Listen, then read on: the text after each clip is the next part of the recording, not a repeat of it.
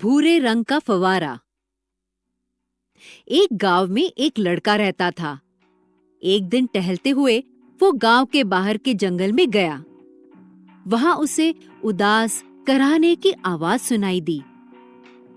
आवाज कहां से आ रही है, ये खोजते हुए वो एक बड़े और अद्भुत फव्वारे के पास पहुंचा। फव्वारे का पानी भूरे रंग का और मैला था।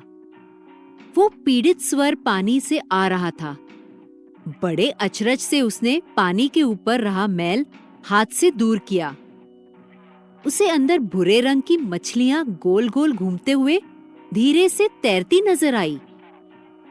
एक बार घूमने पर वो मछली बड़ी दुखी अजीब सी आवाज निकालती।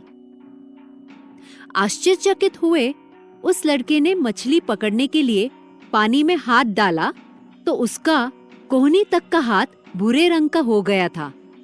साथ ही उसका मन किसी अनजान गहरे दुख से भर गया। उसे उन मछलियों के दुख का एहसास हुआ। उसे ऐसा लगा जैसे धरती की सारी गंदगी और मैलापन उसके हाथ के भूरे रंग में है। उसने तुरंत ही अपना हाथ पानी से निकाल लिया और वो घर चला गया। फिर भी ना उसके हाथ का भूरा रंग उतरा और ना ही उसका दुख कम हुआ। उसके बाद उसने खुश रहने की हर कोशिश की, लेकिन उसका दुख रत्ती भर भी कम नहीं हुआ था। जब तक ये धरती प्रदूषण से मुक्त नहीं होती, सुजलाम सुफलाम नहीं होती, तब तक अपना दुख और अपने हाथ का भूरा रंग वैसे ही रहेगा। ये बात उसके ध्यान में आने लगी।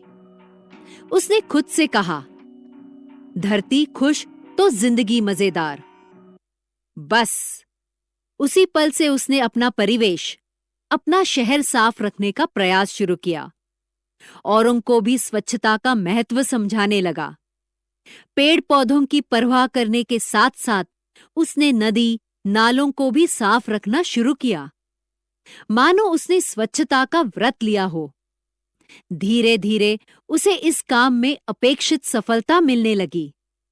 उसे मिलने वाली सफलता के साथ साथ उसके हाथ का भूरा रंग भी उतरने लगा। भूरा रंग जाते ही वो पहले जैसा खुश रहने लगा।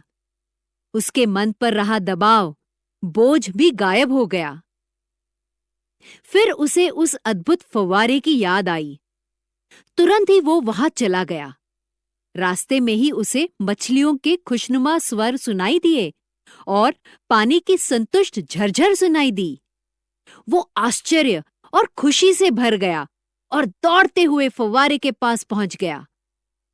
किसी स्फटिक जैसा साफ पानी देखते ही वो खुशी से झूम उठा। धरती उसे स्वर्ग समान लगने लगी।